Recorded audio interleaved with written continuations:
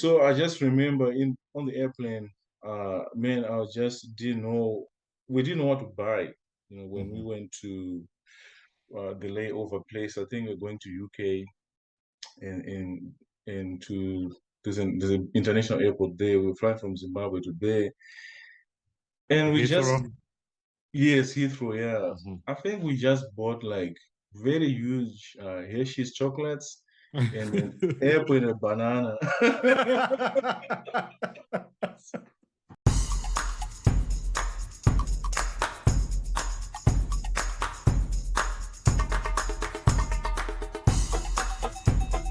Mujevale, Mujevale, Mujevale. My name is Bani Kibuka, and welcome to another episode of the Ugandan Boy Talk Show. Hello, welcome again to the Ugandan Boy Talk Show. For those of you who are new to this podcast, this is the Ugandan Boy Talk Show with Bonnie Kibuka as your host. And the purpose of this podcast is to share stories. I share stories about us and for us. And when I say about us, is mostly my friends, families, anybody that I reach out to share stories to impact somebody's life. And that's the whole reason I say this podcast because I love stories and I feel like stories can impact other people's lives. And that's what my podcast is about. It's just sharing stories. And I have hosted a ton of people. And if it's your first time listening to this podcast, there's a lot of stories in the earlier episodes that I have on my podcast. You should go check them out. And I love these stories that people bring because they inspire other people and they encourage, uplift other people, and create awareness of what's going on. And today I have another good episode, but like I've started talking about this episode a little bit in the introduction, and so this is a different story. Most of you are used to listening to my guests, all of them from Uganda. I mean, I have other guests that are not from Uganda, but today's guest is actually from Zimbabwe. So probably you can tell from the title of the podcast episode. But he's from Zimbabwe and he shares his story, his journey coming from Zimbabwe to America. And his story is similar to a lot of other people's story. Like whether you're coming from Uganda, coming to America, your story is there are some things that we face, and he talks about this in this podcast. Like he talks about the challenges he faced when he was making that transition, his culture shock, all that good stuff. So I'm excited for you to listen to this podcast recording, my friend, my good friend. It's funny because we've never met, but we talk about that in the podcast. So we recorded this, and I enjoy this story. So if you're new here, please you can leave a review on this podcast. You can press a like, share, and tell somebody about this podcast. That's how we grow, and that's how I pass on my information. And I can't wait. I can't wait for you guys to tune into this episode. So let's jump in on this recording. Thank you very much. Yeah, for the listeners, if they're just jumping in right now, we just spent 7 minutes of talking and not recording. so so we're doing a take two. Yeah, But anyway, yeah. thanks for coming on my podcast, Herman. I've always wanted to have Oh, you thank you, here brother. where to host Yes, you. thank you. But purposely for me, before even I knew Taka, because when I went to Great Yeah. Lakes, everybody was just talking about you. Was talking about Herman. And Larry Carter was talking about Herman. Do you know Herman? Because they confused. They were like, "Were you here when Herman was here?" I was like, "I don't know this guy you're talking about." Like, I think he's from That's one of those. funny. He's from like where you come from. I was like, "No." And later on, I found out you're from Zimbabwe, and I'm like, Yes, Zimbabwe is Zimbabwe. far away from Uganda. So like, Yeah, Southern but Africa. But anyway, how was your life growing up in Zimbabwe, and if you have any siblings, because I Yeah, think. yeah. I come from a big family. We are seven, Mhm. all of us, six boys and one girl, and so just a big family. So in Zimbabwe, during my days in elementary school, I think my life was going well for some time. My father was a mechanic. He was actually a workshop foreman at one of the big departments of the government. It's Mm. called the CMED, Central Mechanical Equipment Department. where he was working there. So he was earning big money, and such that we actually had a nice house, nice furniture. My mother, he actually told my mom not to go to work, Mm, since he was able to take care of her and the other siblings. But I think when I was around 10 years old, things just started to change. And there was a lot of fights between my mom and my dad in their marriage. And sometimes my father would be away for a long time from our house. So just growing up and seeing my mother struggle now to take care of us, and it just created that pain, like the beginning of the struggle, the hardship for me, mhm. where we were now not, having enough food in the house or enough money to go to school. And those were the days I remember. I remember a Yeah, little bit of the good times, but yeah, mostly it was difficult, man, just to go to school or just get food and things like that, get medication. But that's kind of my background. It was sort of we yeah. were sort of That's rich at the beginning, then yeah. we became That's poor. what I was gonna say. Like it's crazy because you think about like growing up in a good life, you have everything you need, and then Yeah. out of the sudden things just switch like that, and life just changes for you. Yes. So did you go to school in Zimbabwe then? Yes, I went in Zimbabwe. Okay. Grade Zimbabwe used grades, grade Okay. 1, yeah, to grade 7. I went to a school that was 5 minutes away from my house called Chiedza Primary School. Hmm. Then when I finished at the elementary school there, I went to high school. It's called Nemakonde High School. It's a very common, one of the best schools, I think, high schools in Chinoy. I come from You know. a town Yeah, called the same. Chinoy. Isn't it the same town from Taka is from? Yeah, same town, yeah. Same town as Were Taka, you yeah. guys like neighbors? No, we're not neighbors. Actually, Taka and I connected when I finished that elementary school. Okay. He was coming from another school, and I was coming from Chiedza Primary School. Hmm. And then we were chosen to be part of a scholarship program with some missionaries who are helping out children, Hmm. needy children. So that's how we connected. So I remember the first time I saw him, we were actually going to get our uniforms to be Yeah. purchased by these guys who are helping us. And Hmm. we just connected there because he was also coming from a background where he also needed support, Hmm. kind of similar to mine. And that's Yeah. how we connected. I think that was in 2000, around 2002. Oh, nice. So we've Yeah. known each other for like 20 years. Oh, wow. Yeah. If any of our listeners are wondering who is Taka Taka, you guys are talking about Taka. Who is Taka? Hmm. Taka is also another friend of mine from Zimbabwe. I call him a friend because we've been friends, but we've never met. But like it doesn't really have to be physical to get to know a Yes. person. But I Hmm. hosted him on the podcast here, and he was sharing his story. And on the podcast, he mentioned him and Herman crossed paths at some point, and that's what Herman is talking Yes. about, how they met. And if you're wondering, if you want to know about Taka's story, it's on the podcast here on the earlier episodes. You can go and find out him talking about that. So Yes. yeah, so you meet Taka. Did you Yeah. guys were you troublesome when you guys connected or Not me, maybe Taka. okay? I mean, no, we're really cool kids, Cool. Yeah. But Oh, Taka was more outgoing yeah. than I, so I was more reserved, more introverted, but he was outgoing. So Hmm. when we connected, we went to the same school, also same high school, but we're in different classes. But of course, we connected, during break time, in holidays to just hang out. Yeah. And every weekend, we went to a youth group called Chino Mm-hmm. Youth Club. Mm-hmm. That's how we were going to worship there and just be the youth, learn about God and things like that. But yeah, we were. I think we will be here. Yeah. So did you then grow up in a Christian home, or how did you get to learn about God and just starting to go to youth group? Yeah, I didn't like grow up in a Christian family. Of course, my mother, she knew she used to go to Church of Christ, churches where before she met my dad, and my dad used to go to Catholic church from their family. But when they got married, really, I just remember going a few times in Anglican church near our house, but Hmm. beyond that, we didn't go to church most of the Yeah. times.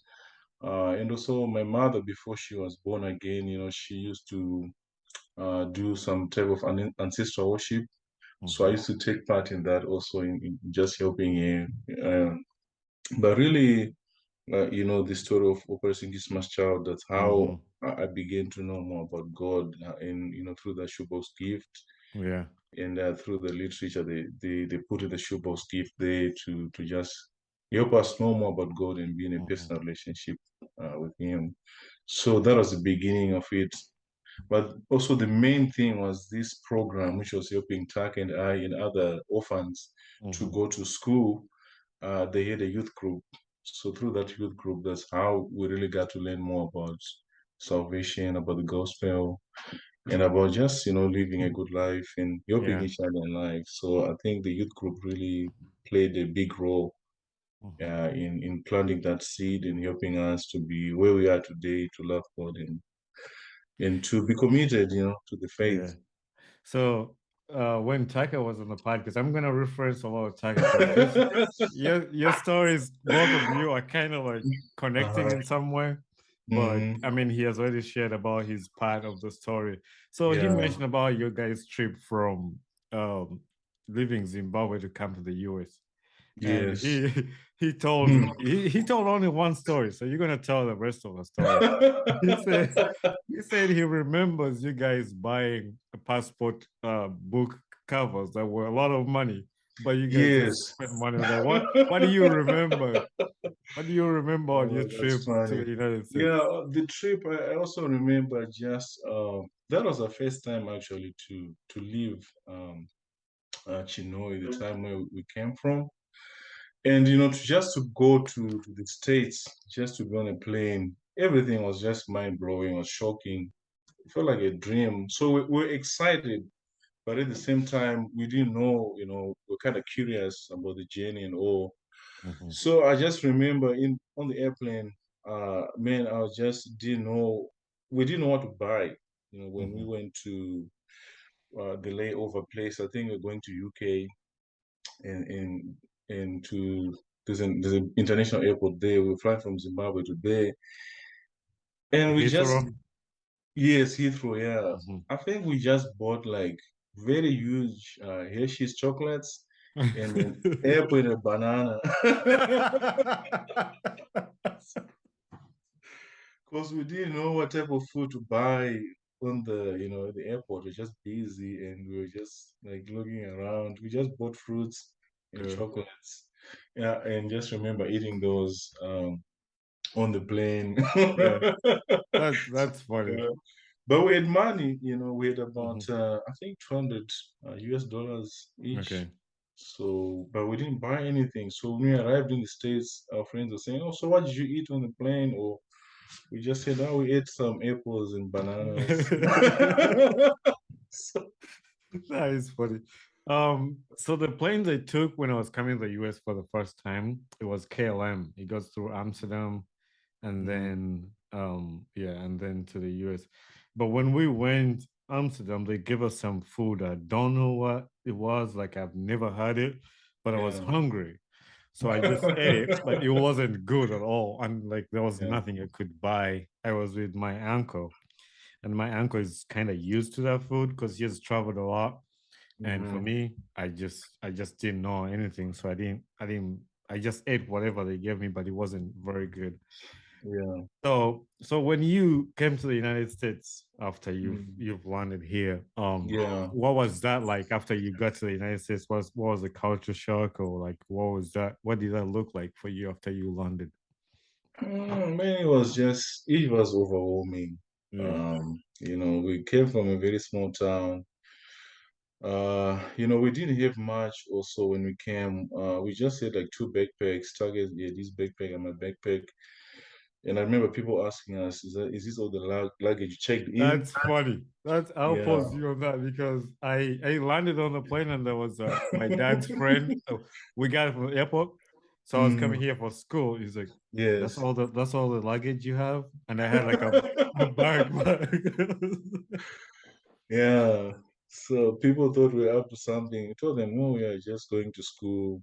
Sponsors will buy everything in the States. Mhm, But I think the culture shock, for me, the technology, when we arrived, we actually arrived in Knoxville, I had never seen, the gas pump where you just use a credit card mhm. to pay by yourself. That was like mind blowing. Like, man, I've never seen anything like this. In Zimbabwe, Right. with a few attendants, you pay them cash Mhm, and then they put the fuel for you in your car.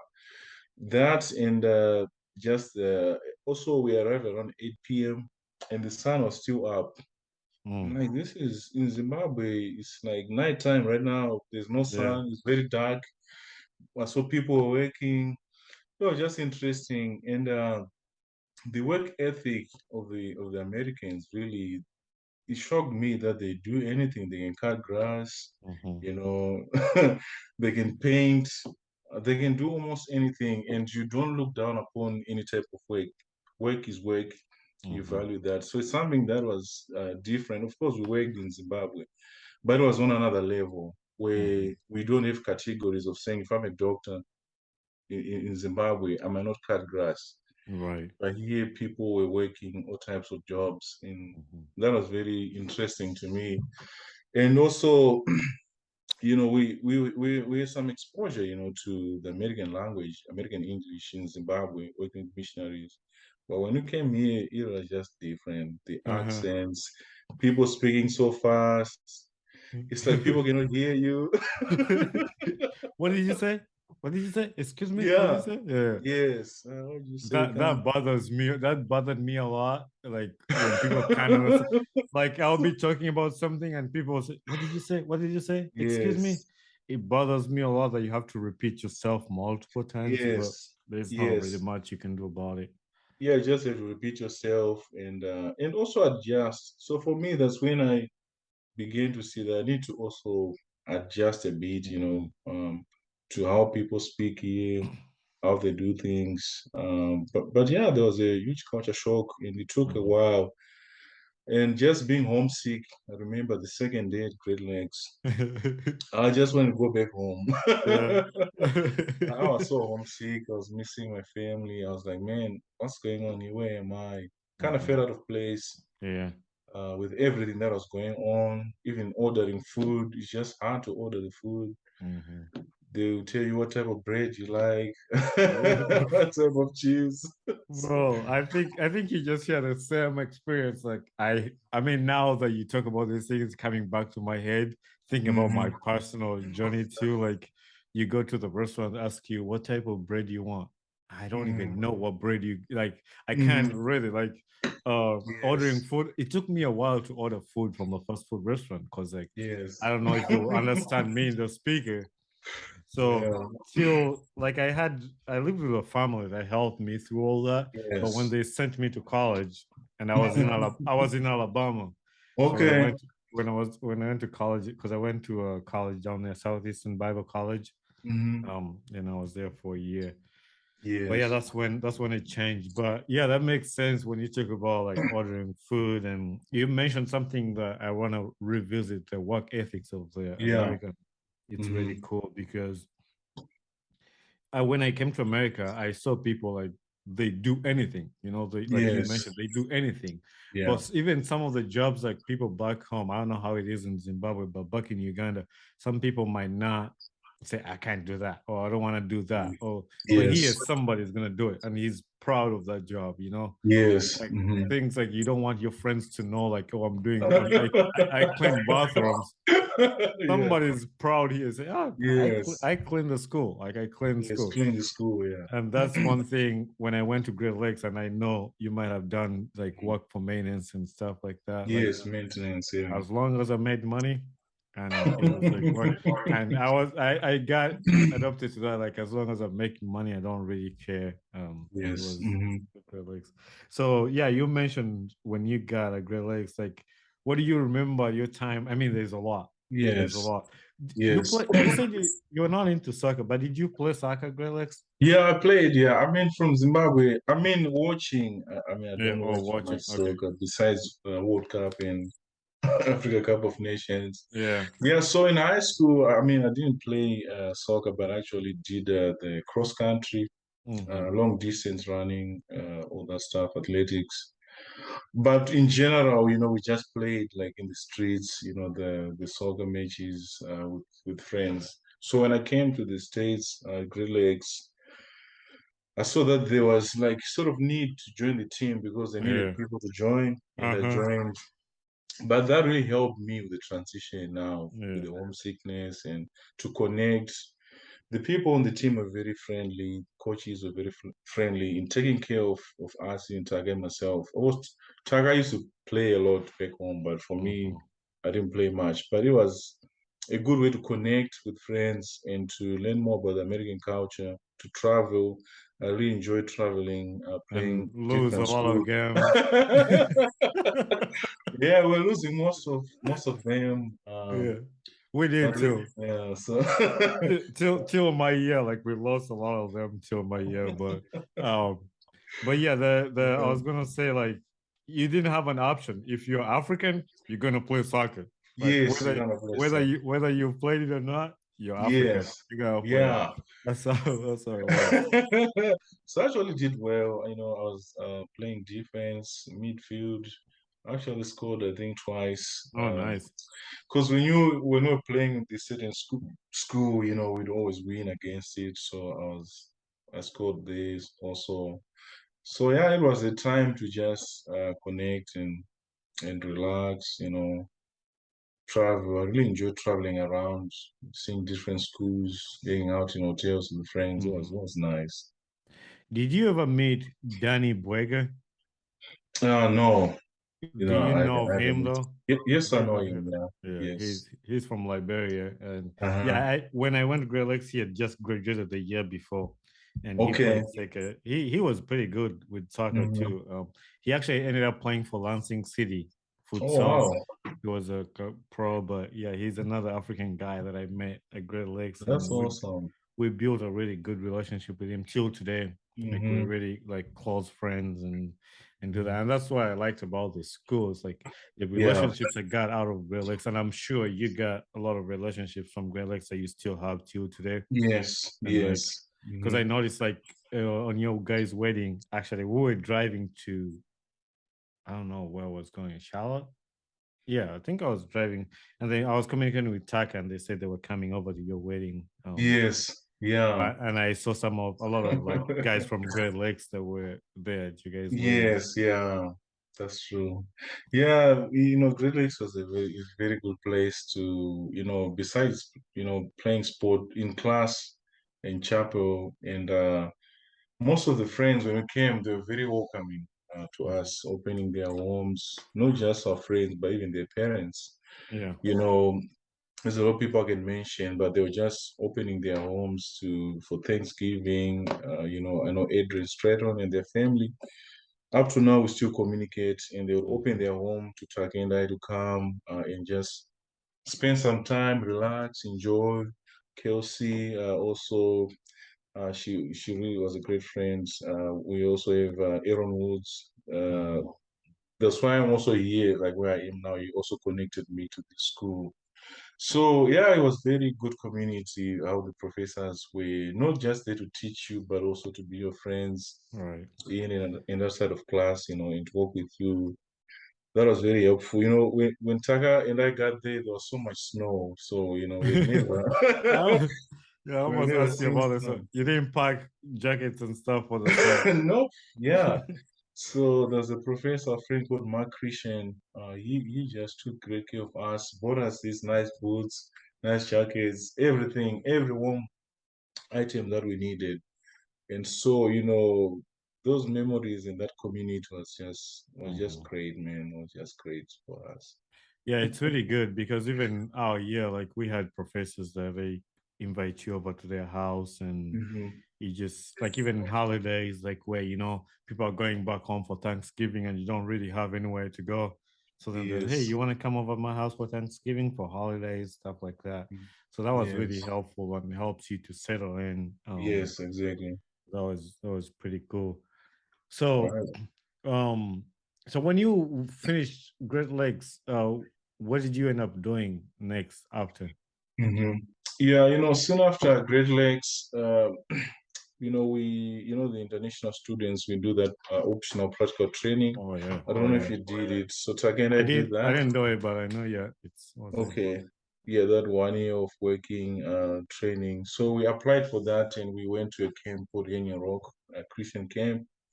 We had gone there, in a previous summer to be as missionaries representing Zimbabwean ministries that we're working with.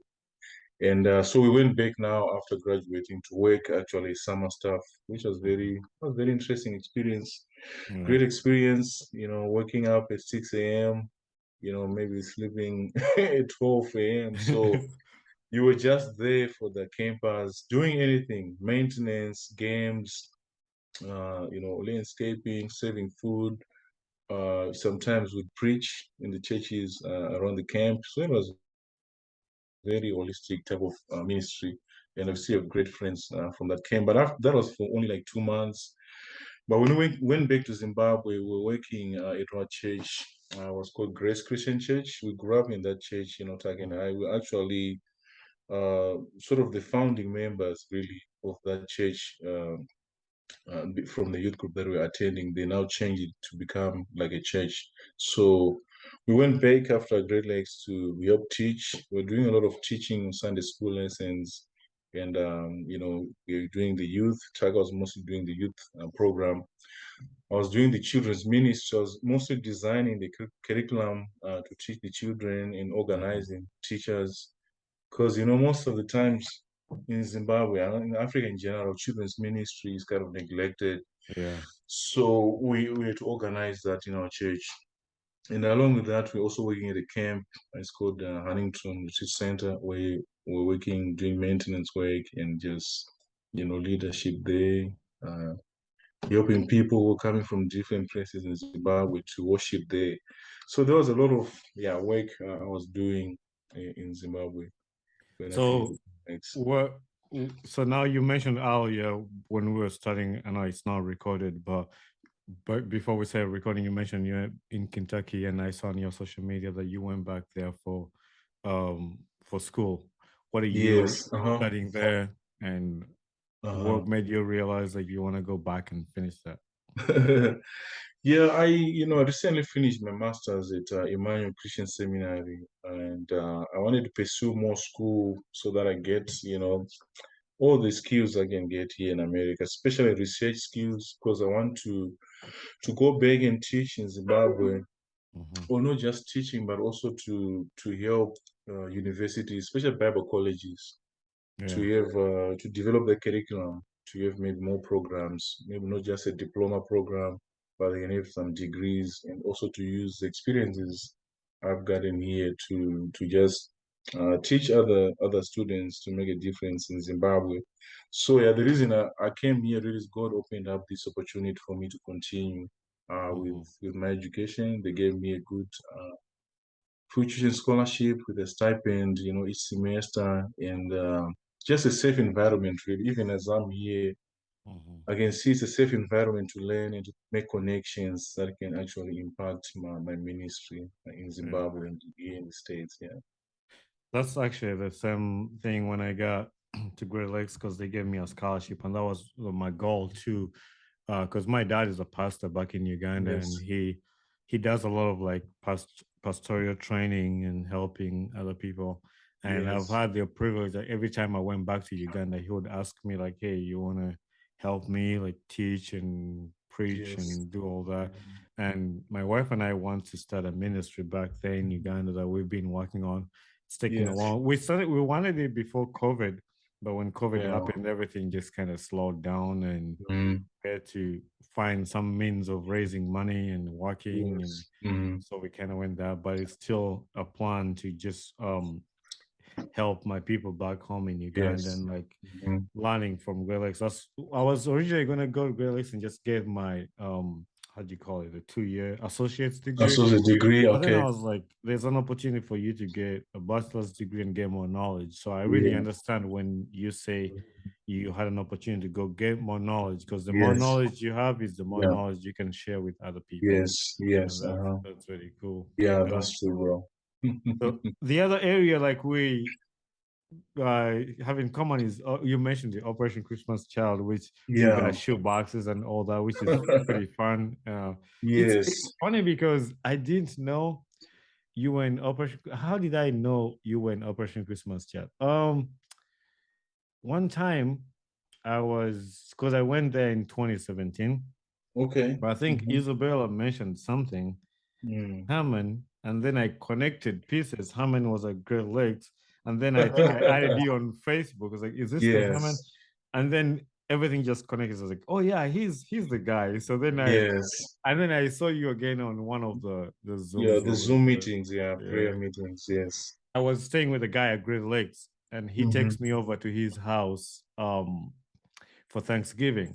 And you know, Yes. thanks around the Thanksgiving area, it's when they do the National Collection Week and stuff. Yes, Central Collection Week, yeah. So I go to his church and they have these boxes over there. I tell the guy, dude, I got one of those boxes. I got one of Yeah. those boxes. Wow. And that's the first time Yes. because when we got it back Mm-hmm. in, I was like 8 years old. And this Mm-hmm. was when I was like 21. And I Yeah. never knew where these boxes came from. Like I didn't know Yes. like where they came from. So I saw them in America. I was like, oh, so these boxes come from here. And that's how Yes. like my story like Mm-hmm. getting involved. And then they connected me to the offices, and that's how I Yes, got for the into that. training and all, yeah. Yeah, same with my experience. Actually, I was in Zimbabwe, and a friend actually who's been very instrumental, sharing notes, a friend from Indiana. She came to Zimbabwe to visit and we're doing ministry there. And then I was just sharing with her, about my background. And I told her, I received these gifts when I was in elementary school. She was like, wow, you know what? I actually work with that ministry in the States. Hmm. So that's how it connected. Now I got to know about, full circle speaking and just to I was just excited to see, like what you said, where the boxes came from, the Yeah. story behind the boxes before they come to Africa or wherever they go, Mhm. and to be part of that process and also give back, so that many children, Mhm. receive these boxes just like how we receive them. That's the part too, like why it's so meaningful to me because I remember when you guys, and then you think about the other kids who might have Mhm. the same experience you got, and that's the whole Yes, reason. And every time I get an opportunity to stand in front of the people, just tell them about it. It's pretty cool, and I really love it. I like what they do and just bringing joy to the kids. yes, It's yeah, the really awesome. joy. Even when you watch these videos they put out, like man, you Yes. look at those kids getting excited, jumping and dancing. Like some people will never know. Yeah. Like that moment is just Yes. like special. You can Yes. just like you might be like a mad person, but you're just excited. Yeah. So anyway, I Hmm. don't know. I'm trying to beat this time because Zoom has like a 40 limit time, Okay.